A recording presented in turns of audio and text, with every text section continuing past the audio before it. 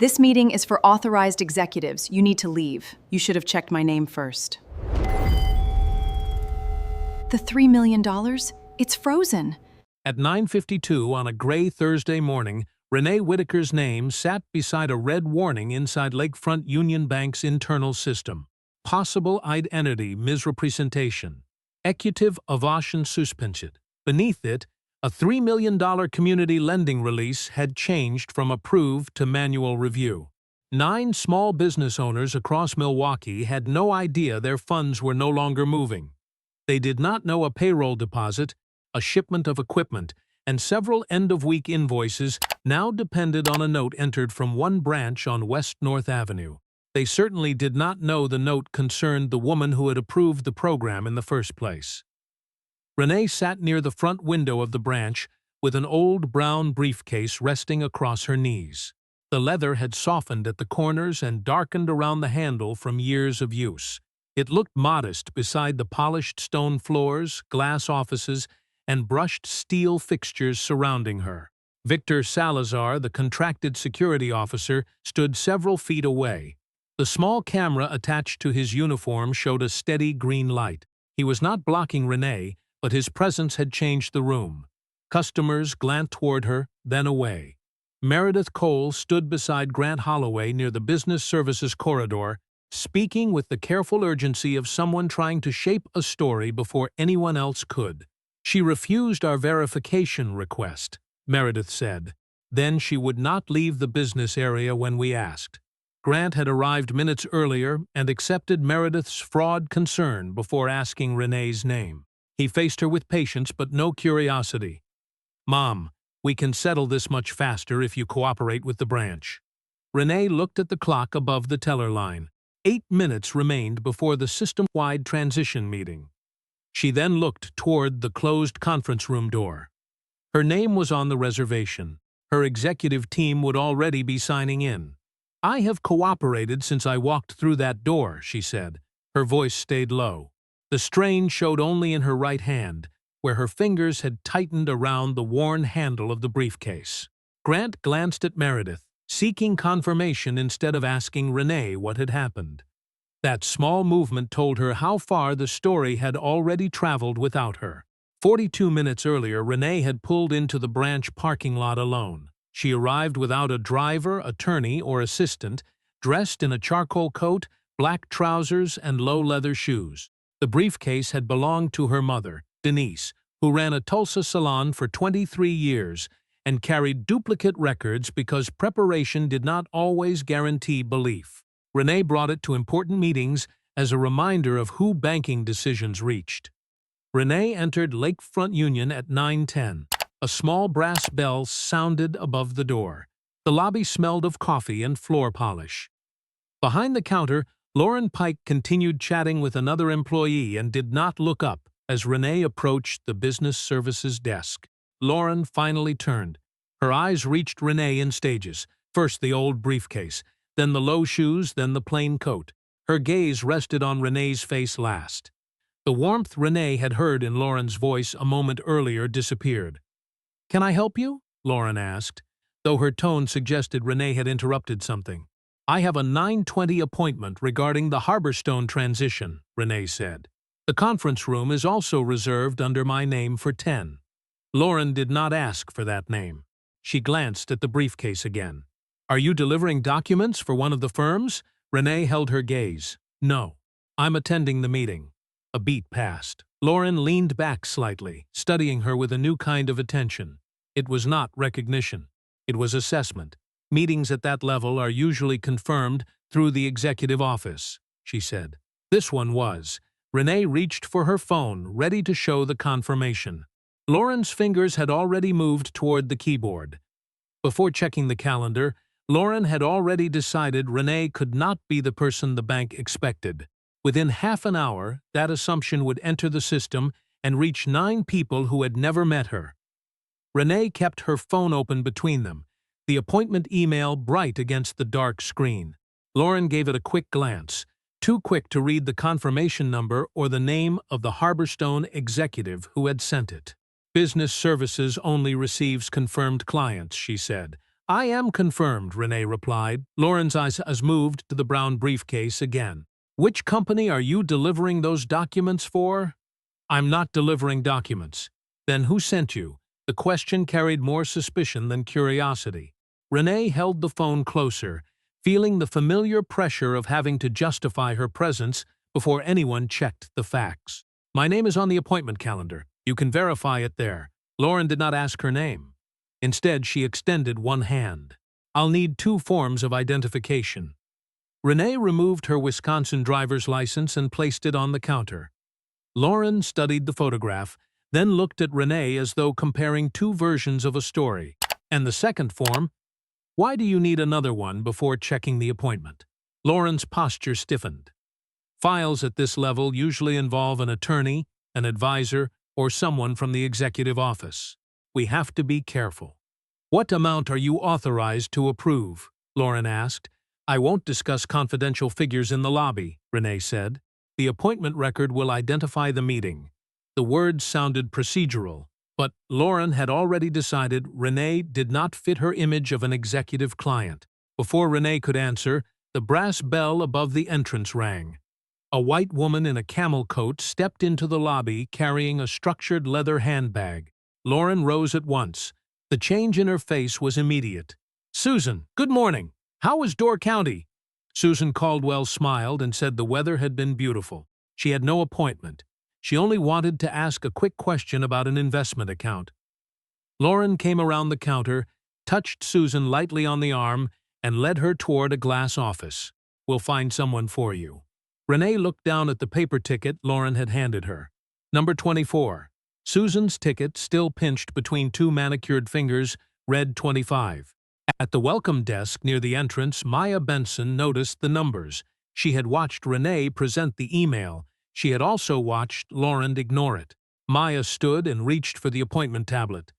I can check the calendar for her. Lauren turned before she entered the office. I'll handle it. Her smile stayed in place for Susan, but her voice cooled when directed at Maya. This isn't a routine appointment. Maya sat back slowly. Her eyes followed Renee to the waiting area. Renee chose a chair beside the window, placing the briefcase across her knees. Through the glass office, she could see Lauren laughing at something Susan said. A few minutes later, a white man in a blue golf shirt approached the counter and asked about moving money from a brokerage account. Lauren did not ask for a second ID. She did not ask who had sent him or whether an advisor should be present. She called a banker by name and told the man someone would help him right away. Renee checked the time. 10 minutes passed before Renee returned to the counter. Lauren was typing, her eyes fixed on the monitor. Has anyone checked my appointment? Renee asked. We still haven't confirmed your relationship to the file. You haven't asked my name. Lauren stopped typing. Only for a second. The silence between them was small, but revealing. Maya looked up from across the lobby. Lauren's colleague lowered her eyes to a stack of deposit slips. Renee waited. Lauren finally held out her hand for the driver's license again. Name? Renee Whitaker. Lauren entered it into the system. A large transition profile appeared, linked to Harborstone Financial Group and the Community Lending Authorization. Uncertainty touched Lauren's face, but instead of calling the listed contact, she focused on the authorization amount, Renee's plain clothes, and the absence of an entourage. Her hand moved toward the review menu. She did not call the person assigned to receive Renee. She selected the warning option. Lauren's cursor hovered over the review menu. Renee's profile filled the screen, linked to Harborstone Financial Group's $20 million community lending program. Her title was stored in a collapsed corporate role field that Lauren did not open. Lauren saw the authorization level, the dollar amount, and the fact that Renee had refused to discuss sensitive figures publicly. She did not widen the panel or call the executive contact listed in the appointment. She clicked Enhanced Identity Review. A warning box appeared. Lauren typed, Customer unable to establish clear relationship to executive-level authorization. The sentence was careful. It did not accuse Renee of fraud. It did not mention race. It sounded trustworthy because it appeared inside a secure system. Yet it changed Renee from a scheduled visitor into someone who might be reaching for authority that did not belong to her. Lauren submitted the note. Harborstone's compliance software responded immediately. The branch alert routed Renee's pending authorization to fraud review, holding her approval. The Milwaukee release moved from scheduled funding to manual review. Her phone vibrated inside her coat pocket. She read Marcus Hale's message without changing her expression. The Milwaukee release just moved into identity review. What are you doing at the branch? Renee looked from the screen to Lauren. 9 businesses were waiting on that first $3 million release. One owner needed to make payroll. Another had equipment sitting at a warehouse, collecting storage fees. Others had rent, supplier invoices, and weekend orders tied to money approved days earlier. A judgment made across a teller counter had already reached consequences Lauren did not understand. Did you place a restriction on my authorization? Renee asked. Lauren's shoulders lifted. I requested a standard review. Based on what? Before Lauren answered, an office door opened. Meredith Cole crossed the lobby with quick, controlled steps. She wore a navy suit and the strained expression of an interrupted manager. Lauren met her halfway and lowered her voice, though Renee still heard her. She's trying to access executive-level files. She won't provide complete information. Meredith turned toward Renee. Her eyes moved over the old briefcase, the phone in Renee's hand, and the driver's license on the counter. Can you tell me exactly who you work for? She asked. My name and appointment are both in your system. That isn't an answer. Have you checked the appointment? Meredith's mouth tightened. She did not answer. Through the glass office, Susan Caldwell sat with coffee while a banker reviewed her investment statement. No one stood over Susan. No one had asked who sent her. Harold Bennett sat 2 chairs away from Renee, holding a folder thick with payroll records. He leaned closer. 8 months ago, they said I couldn't prove my connection to my own business account. I'd banked here 11 years. Renee turned toward him. Did you file a complaint? I did. His smile carried no amusement. The final note said I misunderstood the procedure. Renee looked back at Meredith. Show me the policy you just applied. Meredith folded her hands. My responsibility is to protect this branch and its customers. From what behavior? The question left little room to hide. Meredith held Renee's gaze. A faint flush climbed above her collar. Then she looked toward the security desk. Victor, could you assist us? Victor Salazar approached without rushing. The green light on his body camera came on as he left his station. Conversations in the lobby thinned. A customer near the deposit counter glanced at Renee, then moved his paperwork farther down. Susan looked through the glass wall. Coffee paused near her mouth. Renee remained still. She had asked for a policy. Meredith had answered with security. Victor stopped at a respectful distance and looked first at Meredith. What happened? She is refusing to cooperate with verification, Meredith said, and she's challenging staff in the business area. Victor's eyes shifted to Renee. She was seated, her voice level, her hands visible. The camera on his chest recorded Meredith's wording, Lauren's silence, the customers watching, and the distance between the danger being described and the woman sitting before them. Meredith believed the recording would support her report. She had no idea it was preserving the evidence that would undo it. Victor looked at Meredith instead of Renee. What specific behavior requires security? He asked. Meredith seemed surprised by the question. She had expected the uniform to settle the matter, not examine it. The customer has become increasingly forceful, she said. She keeps challenging staff and refuses to follow instructions. Victor turned toward Renee. She sat beside the window with both feet on the floor, the old briefcase resting across her knees. Her voice had never risen above the piano music drifting from the ceiling. She had not blocked the business corridor or approached anyone aggressively. The only disruption in the lobby came from the people now watching her. Victor kept his tone neutral. Mom, while management verifies the account, I need you to move away from the conference room area. Renee looked past him toward Meredith. The room is reserved under my name. I understand, Victor said. For now, please use the seats near the entrance. It was a measured request, not a threat. That did not make the humiliation disappear. Renee stood slowly and lifted the briefcase by its worn handle. No one touched her, but the contrast was clear. Renee was moved toward the door, while Susan remained in a private office with coffee. Harold Bennett watched Renee cross the lobby. His mouth tightened. Maya Benson saw it too. She opened the scheduling system before Meredith could return to her office. The first result appeared at once. Renee Whitaker, 9:20 a.m., Harborstone Transition Documents. The conference room had been reserved under the same name. A second entry listed the 10 a.m. system-wide transition call and instructed branch staff to confirm the connection with Harborstone's executive team. Maya checked the queue. Ticket 24 belonged to Renee.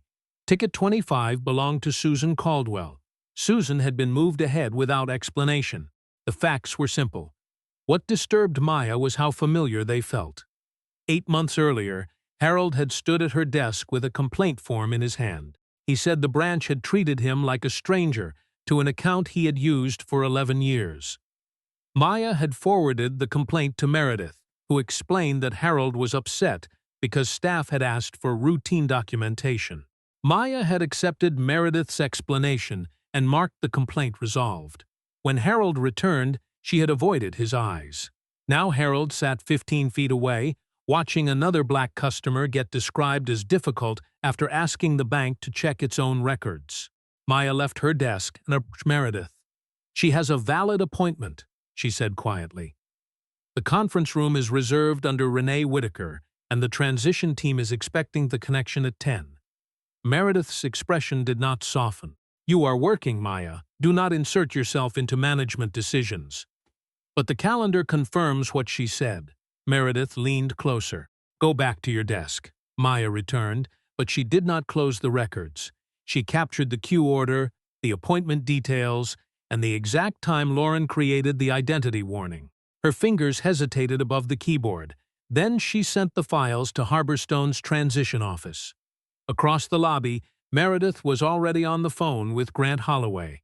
Her version came out polished and efficient. A woman was attempting to reach executive authorization. Staff had requested verification. The woman had become uncooperative. Meredith never mentioned the confirmed appointment or the skipped ticket. Grant arrived several minutes later in a dark overcoat, his regional director badge clipped inside his jacket. Meredith met him near the door and spoke before Renee could. He listened, nodded, and glanced toward the woman seated by the entrance. He did not ask her name. He did not check the calendar. "Mom," Grant said, "the fastest way to resolve this is for you to remain outside the business area until we complete verification." Renee studied him for a moment. "Do you know why I came here?" "I know my staff is trying to protect the bank." Grant had already decided whose account deserved trust. Maya looked at the clock. It was almost 10. Inside the conference room, the monitor came to life. One by one, Harborstone executives appeared on the screen, waiting for the woman Grant had just ordered away from the meeting. Maya's computer chimed once. A message from Marcus Hale appeared in the corner of the screen.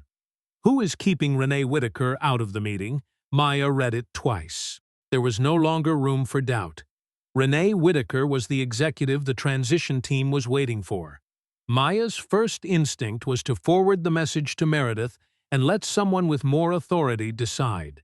That would protect her job, but it would repeat the choice she had made when Harold filed his complaint. Following the safest path while knowing the answer was incomplete. Harold sat across the lobby now, his payroll folder resting against one leg. His eyes met Maya's. There was no anger in them. That made the moment harder. He did not ask her to speak. He only watched, waiting to learn whether silence had become a habit or remained a mistake she could still correct. Near the business corridor, Meredith continued speaking to Grant. "We were already handling it before she became more insistent," she said. Lauren followed the appropriate precautions.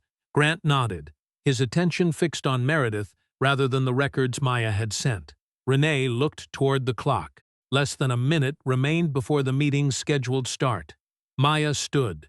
The movement felt louder than it should have. Meredith noticed immediately. "The meeting is asking for Ms. Whitaker," Maya said. Meredith turned sharply. "Sit down, Maya." Lauren stopped typing. Victor shifted his weight but said nothing. Maya felt heat rise along her neck. She knew every employee in the lobby could hear them. She also knew there would be no quiet way back after this. Marcus Hale sent the request directly, she said. They are waiting for Renee Whitaker. Meredith's face tightened. You were not authorized to contact the transition office. They contacted me because I sent the appointment record. Grant looked at Maya for the first time with real attention. You went over your manager's head? I sent them the information in the system.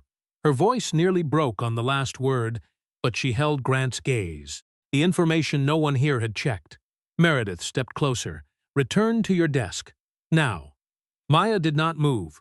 She crossed the lobby and opened the conference room door. The monitor showed Marcus Hale, Harborstone's counsel, board representatives, and the transition team. A voice came through the speakers. Has Renee arrived at the Milwaukee branch? The question carried into the lobby. Conversations stopped. Grant looked at Meredith. For the first time that morning, uncertainty entered his expression. Meredith recovered quickly. There may be another Renee Whitaker connected to the file, she said. We are still confirming identity. Maya went to the conference table and connected the appointment calendar to the screen. Renee Whitaker. The same email address listed in the transition documents. The same meeting code. The same executive authorization Lauren had placed under review. Maya opened the room reservation next. It had been created 3 days earlier and included a simple instruction: prepare secure access for Renee Whitaker and the Harborstone Executive Transition Team. Every piece matched. Meredith stared at the screen as if one detail might change if she looked long enough. Grant removed his glasses and rubbed the bridge of his nose. Lauren remained behind the counter, pale and motionless. Maya turned toward the seats near the entrance. Miss Whitaker, she said, the meeting is ready for you. Renee stood. She lifted the old briefcase and walked across the lobby. She passed Grant without looking at him. He moved aside too late, as though his body had only just understood what his mind was resisting. When Renee reached Maya, she paused. Her expression held no triumph, only restrained sadness Maya recognized at once. It was the look of someone who had expected better and had been given something painfully familiar. Renee entered the conference room and took the seat facing the monitor. Meredith followed, still holding on to the word misunderstanding. Then, the board chair leaned toward his camera. Good morning, Renee, he said. We're ready for your authorization. One by one, the others greeted Harborstone's chief executive. Outside the room, the branch fell silent. The woman they had moved toward the door was the person every executive on the screen had been waiting to hear from. Renee entered the conference room and closed the door halfway, leaving the lobby visible through the glass wall. She placed her mother's briefcase beside the chair, then sat facing the monitor. Marcus Hale leaned closer to his camera. The concern on his face replaced the formal expression he had worn moments earlier. Renee, we've been waiting for your authorization. Why is your profile locked? Outside, Grant stared at Renee's title on the screen while Lauren looked to Meredith for an explanation. Meredith entered the conference room without being invited. She pulled out a chair but remained standing behind it, trying to preserve the authority she had carried into the lobby. We encountered an identity verification issue, she said. The branch followed its normal precautions. Renee set her phone on the table. That is one way to describe it. Her voice stayed controlled, but Marcus heard the fatigue beneath it. Your branch marked the CEO of its parent company as a possible identity risk. A compliance officer in Chicago began typing. One of the board representatives removed his glasses and looked down at a document outside the camera frame. Marcus turned to the compliance window. Did the flag affect the Milwaukee release? The officer checked the system. Yes. The first $3 million disbursement has been moved to manual review. If authorization is not restored before noon, several recipients may miss today's processing cycle. The warning had moved beyond Renee's dignity. 9 business owners were now separated from approved funding by a judgment made at one counter. Grant stepped into the doorway. His face had gone pale around the mouth. Mrs. Whitaker, I owe you an apology. Renee lifted one hand. Not yet. The words were quiet, but they stopped him. Before anyone apologizes, I want an accurate account of what happened. She looked toward Maya. Please bring up the queue history. Maya entered with the appointment tablet held against her chest. The adrenaline that had carried her across the lobby was beginning to fade, leaving a slight tremor in her hands. She connected the device to the conference display. Renee turned toward Victor. Keep the body camera file intact. Do not stop or overwrite the recording. Victor nodded. Understood. Lauren needs to join us, Renee continued. Technical support should preserve every version of the identity note, including additions and timestamps. Marcus gave the instruction to the compliance team. Renee then looked through the glass toward Harold Bennett. Mr. Bennett, you witnessed part of this morning. Would you be willing to provide a statement? Harold rose slowly, still holding the payroll folder. Yes, Mom. Meredith pulled out the chair at last and sat, her fingers folded tightly together on the table. We should finish the transition call first, she said. Then we can review the service complaint privately and avoid further disruption. Renee looked at her for a long moment. Meredith's choice of words had not changed. Complaint, disruption, language that reduced a chain of decisions to one difficult customer. This is the transition call, Renee said. We are reviewing how this institution makes decisions when no one thinks headquarters is watching. The branch had demonstrated why the transition standards were needed. Lauren entered and took the empty chair nearest the door. She kept her eyes on the table. Grant remained standing. Maya opened the queue history. Victor waited beside the wall. Meredith drew a slow breath and straightened her shoulders. She was no longer speaking to a customer she believed could be moved toward the exit. She was speaking to the board, legal counsel, compliance officers, and the executive whose authority her branch had suspended. Still, Meredith had not surrendered. For the record, she said, Ms. Whitaker did not identify herself as CEO in the appointment request. She also declined to state the value of the authorization when staff asked. Given the amount involved, caution was reasonable. Several people on the screen looked toward Renee. For the first time that morning, Meredith had offered an explanation that sounded plausible when separated from everything surrounding it. Renee leaned back slightly. The confrontation was no longer only about what the branch had done. It was about whether professional language could make unequal treatment look responsible. Maya brought the queue history onto the main screen. Ticket 24 appeared beside Renee's arrival time. Ticket 25 belonged to Susan Caldwell and had been called first. Lauren shifted in her chair. Susan is a long-term client, she said. She had a short question. Renee looked at her. Did you ask how long my appointment would take? Lauren's lips parted, then closed. The record answered for her. Susan had been trusted before explaining what she needed. Renee had been questioned before anyone opened her calendar. Maya switched to Victor's body camera footage. The room filled with the sound of the lobby. Renee's voice remained calm as she asked Meredith to identify the policy being applied. Meredith could be heard describing Renee as increasingly forceful, even though the recording showed her seated and composed. Grant's voice followed, directing Renee away from the business area before asking her name. No threats appeared on the recording. No raised voice. No blocked doorway. Meredith leaned forward. She became increasingly insistent. Renee turned toward her. Insistent is not dangerous. The compliance officer paused the video. Marcus asked technical support to open the note history. Lauren's original entry appeared first. Customer unable to establish clear relationship to executive-level authorization. A later addition carried Meredith's name and timestamp. Customer became increasingly insistent after standard verification was requested. Meredith's sentence sounded measured. It also shifted attention from what staff had done to how Renee had responded. What standard verification? Renee asked. Meredith opened the appointment email. Your title was not included. You would not state the authorization amount. The branch had reason to proceed carefully. Renee did not argue with facts she could not dispute. The email contained my name, meeting code, and assigned contact. A title is not required to check an appointment. Marcus looked at Lauren. Did you ask Susan Caldwell for 2 forms of identification? No. Did you verify her title before placing her in an office? Lauren stared at the table. No. The explanation ended there. Harold entered when Renee invited him to speak. He held his payroll folder against his chest and pointed to the wording on the screen. That sounds like the note they used on me. They said I became difficult after routine questions. Maya lowered her eyes. Renee noticed. You knew about his complaint? Maya drew a breath. Yes, I saw it. I did not speak up. The room went quiet.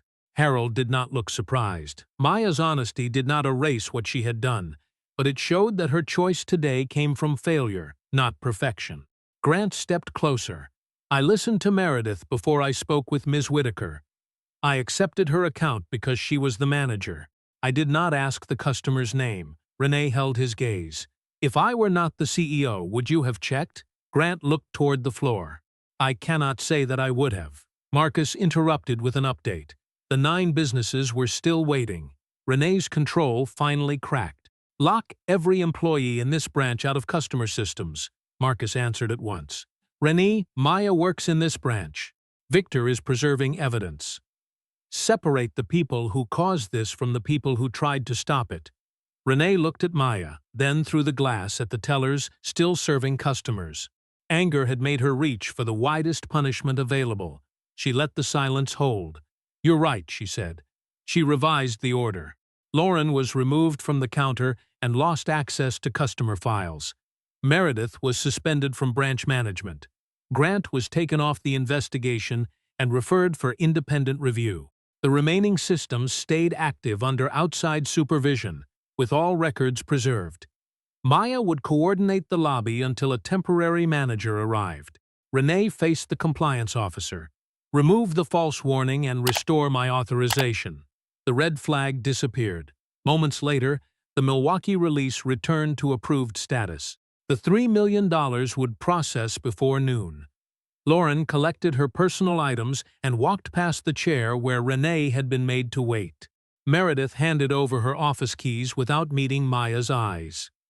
Grant remained in the lobby, staring at the records he should have checked before choosing whom to believe. By the end of the 4th business day, Harborstone had completed the employment investigation, while the broader review of customer complaints continued. Renee reviewed the findings in a quiet conference room at Harborstone's Chicago office. No cameras, no announcement, just records, witness statements, system logs, and names attached to decisions once described as routine. Lauren's file came first. Compliance found 6 prior cases in which she demanded extra identification from some customers without applying the same standard to others. In 3 cases, she ignored confirmed appointments because the customer did not match the expected profile. Her notes repeated the same phrases: difficult to verify, unclear relationship, increasingly forceful. None described a threat, false document, or suspicious transaction. The pattern mattered more than any single sentence. Lauren's employment was terminated. Meredith's findings were worse. She had known Renee's appointment existed before Grant arrived. Even then, she defended Lauren's decision and added language that made Renee appear disruptive. Investigators reopened complaints Meredith had closed without speaking to the customers involved. Her reports protected the branch's service scores, not the truth. Meredith was terminated for distorting the record, mishandling complaints, and placing branch performance above accurate review. Grant's case was different. He had not changed documents or hidden evidence. Once Renee's identity became clear, he admitted he had listened to Meredith first, trusted her title, and failed to verify the customer's account. He cooperated fully. That did not erase his responsibility. Harborstone removed him from the expanded regional role he expected to receive. He entered a leadership review plan and was assigned to reopen complaints previously dismissed without enough evidence. Grant kept his job, but lost part of his authority. The distinction mattered to Renee. Accountability had to fit the conduct. A senior title could not serve as armor, but anger should not turn every failure into the same punishment. Maya's name appeared last. Several executives wanted to promote her immediately. Renee refused. Maya had acted with courage, but she had also admitted staying silent when Harold Bennett needed the same courage months earlier. Instead, Maya entered a 6-month management development program. Her first requirement was not a class or performance target. With Harold's consent, She had to address the complaint she had failed to support. Maya met him at Bennett Family Printing the following afternoon. The shop smelled of ink, warm paper, and machine oil. Presses moved behind the counter with a steady rhythm. Harold was checking invoices when she entered. He looked up, recognized her, and waited. Maya had rehearsed the apology in her car, but the words felt thin once she stood before him. "I saw your complaint," she said. "I knew something was wrong, and I let it close." Harold set the invoices down. He did not raise his voice or rescue her from the silence. "Why?" Maya looked at the floor, then met his eyes. "I was afraid of losing my job." Harold nodded once. "That explains it. It doesn't excuse it. I know, do you?" His tone stayed calm, which made the question land harder. "You knew they weren't treating me right. You just didn't know whether I mattered enough to risk anything." Shame rose into Maya's face. She could have blamed Meredith, her probationary status, or the branch culture. She chose not to. "You mattered," she said. "I failed to act like it." Harold studied her, then pulled out a chair. "Sit down." Maya sat. "Next time," he said, "speak before the person being mistreated turns out to have a title that scares everyone." Maya nodded. She did not ask for forgiveness. Harold did not offer it.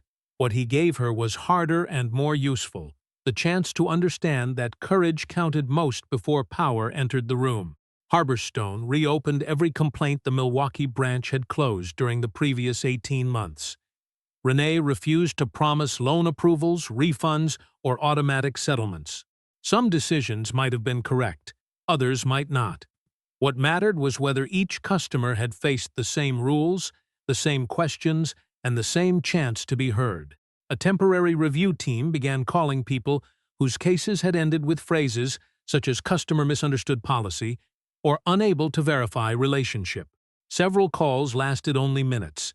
Others opened stories the branch had buried inside tidy language. Renee invited a small group of local business owners to a community center near West North Avenue. The room held folding chairs, paper coffee cups, and a long table covered with old account notices. There were no cameras and no prepared speeches. Harold Bennett sat near the front with his payroll folder beside him. A woman named Evelyn Brooks described applying for financing to expand her catering company. She had brought her business license, tax returns, bank statements, supplier contracts, and copies of signed customer orders. The loan officer still asked whether the business was truly hers. "Now I carry more than they request," Evelyn said. "I bring the license, the statements, the contracts, everything twice. I don't want them to find a reason to stop listening." Renee felt her fingers settle around the handle of her mother's briefcase. Denise Whitaker had done the same thing. Before every loan meeting for her Tulsa salon, she made 3 sets of every document and arranged them in separate folders. As a girl, Renee had thought her mother was simply careful. Sitting in that room, she understood the preparation differently. Denise had known facts were sometimes asked to work harder when they came from a black woman. Renee did not offer the room a promise she could not keep. "Some applications may still be denied," she said, "but every decision will identify the actual standard used. No one will receive a vague label in place of an explanation." One employee began describing the importance of fraud controls. Renee let him finish. Then she looked around the room and asked, "How much extra proof should a customer have to carry because we arrived with an assumption?" No one answered quickly. The silence did more than a lecture could have. Harborstone changed 3 procedures after the review. Employees could no longer describe a customer as difficult, forceful, or uncooperative without recording the behavior that supported the label. Any decision to move one customer ahead of another required a reason in the queue system. Security requests had to identify an observable action, not a feeling about the person standing at the counter. The changes were tested during training rather than announced through a long policy memo. Employees listened to part of Victor's body camera recording without being told Renee's name or title. They heard Renee ask Meredith to identify the policy being applied. They heard Meredith describe her as increasingly insistent.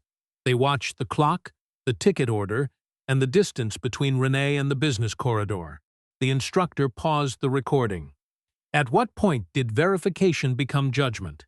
One teller said it happened when Lauren requested a second ID. Another pointed to the moment Susan was served first.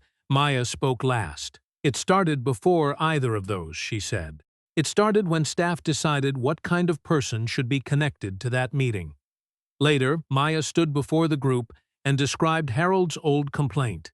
She did not present herself as the employee who had saved the CEO.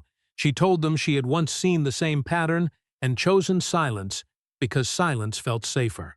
I followed the complaint process, she said. Then I accepted an answer I knew was incomplete. No one applauded. Maya did not expect them to. She was not asking to be celebrated. She was naming the cost of staying quiet. Harold sat at the back of the room and listened without changing his expression. When the session ended, he gave Maya a small nod. It was not forgiveness. It was recognition that she had finally told the truth without waiting for someone powerful to stand beside it. A light rain had settled over Milwaukee, turning the sidewalk outside Lakefront Union Bank the color of slate. Inside, the lobby carried the rhythm of a normal workday. Keyboards clicking, printers warming, low voices moving between glass offices. 3 months had passed since Renee Whitaker had been moved toward the door of that same branch. The walls looked unchanged. The habits inside them did not. A young black woman entered carrying a thick folder against her chest. Raindrops clung to her coat. She paused beyond the entrance, scanning the lobby with the look of someone preparing to justify her presence. Before she could choose a desk, a customer service associate looked up. "Good morning. Do you have an appointment? Or would you like me to find the right person?" The woman loosened her grip on the folder. "I don't have an appointment. I'm trying to find out what I need for a small Sibyllis loan." The associate came around the desk. "Of course. What kind of business are you planning?" "A bakery," the woman said. The word came out cautiously, as though she expected the next question to challenge whether the idea was serious. It did not. The associate checked the lending calendar and explained that a business advisor would be available in 20 minutes. She handed the woman a clear checklist and pointed out which documents were required for an initial conversation and which could wait until a formal application. No one asked her revenue in the lobby. No one glanced at her coat and guessed what she could afford. A man in a tailored suit approached while the associate was still speaking. He looked at his watch. "I only need a quick wire confirmation," he said. "I'm in a hurry." The associate kept her attention on the woman with the folder. "I'll assist you after this customer." The man started to object, then noticed the numbered tickets and stepped back. From the supervisor's desk, where she was completing a management rotation, Maya Benson watched without interfering. Months earlier, she might have hurried over, afraid the employee would mishandle the moment. Now she stayed where she was. The process did not need to depend on a supervisor's presence. It was becoming ordinary. Outside the glass doors, Renee stood beneath the awning, closing her umbrella. She had arrived for a quarterly review, carrying the same worn brown briefcase her mother once used for salon records. Through the window, she saw the woman being invited to sit near the business offices rather than near the exit. The associate listened while she described the bakery she hoped to open. A small storefront, early morning bread, custom orders for neighborhood events. She spoke slowly at first, then with more confidence when no one interrupted. Maya looked toward the entrance and saw Renee. Their eyes met through the glass. Maya gave a small nod. Renee returned it. She did not step inside immediately. Her title was unknown to the customer and irrelevant to the employee doing the work. That was the point. Renee watched the associate open the appointment calendar before asking about balances, collateral, or personal wealth. She watched the woman's shoulders lower as the conversation continued. There was no dramatic recognition, no executive name revealed, no manager rushing forward to correct the tone. The customer had no hidden authority waiting behind her. She was simply a person with an idea, a folder, and the hope that the bank would listen before deciding what she looked capable of building. Renee remained outside for a few more seconds. Rain tapped against the awning. Then she opened the door and entered a branch that, for once, was doing its job before anyone important was watching. Which moment in Renee's story stayed with you most, and where are you watching from? Tell us in the comments. Then like the video and subscribe for more stories like this.